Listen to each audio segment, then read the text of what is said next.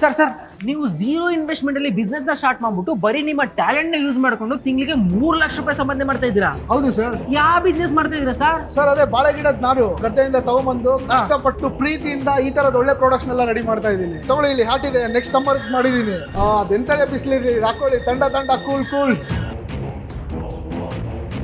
Wow sir, super sir. ಈ business ನಂಗೂ ಹೇಳ್ಕೊಡಿ ಸರ್ ಹಿಂಗ್ ಮಾಡೋದು ಅಂತ. ಬಾಳೆ ಗಿಡ ವೇಸ್ಟ್ ಫ್ರೀ ಆಗೇ ಸಿಗುತ್ತೆ. ಫೀಲ್ಡ್ ಇಂದ ಗಿಡ ತಗೊಂಡ್ಬರ್ತೀನಿ, ಅದರಿಂದ ನಾನು ತಗೊಂಬಂದು ಒಂದು 6 ರಿಂದ 8 ಗಂಟೆ ಕುಂತು ಕಷ್ಟಪಟ್ಟು ವರ್ಕ್ ಮಾಡ್ತೀನಿ, ಒಳ್ಳೆ ಪ್ರಾಡಕ್ಟ್ ಮಾಡ್ತಿದ್ದೀನಿ, ಅದನ್ನೇ ಮಾರ್ಕೆಟ್ ಮಾಡ್ತೀನಿ. ಇದು ನೋಡಿ ಟೀ ಕೋಸ್ಟರ್ ಡೈನಿಂಗ್ ಯೂಸ್ ಮಾಡಕ್ಕೆ, ನೋಡಿ ಕೀ ಚೈನ್, ಇದು ನೋಡಿ ತೊಗೊಳ್ಳಿ ಡೈನಿಂಗ್ ಮ್ಯಾಟ್, ತಗೊಳ್ಳಿ ಇದು ಬ್ಯಾಗು.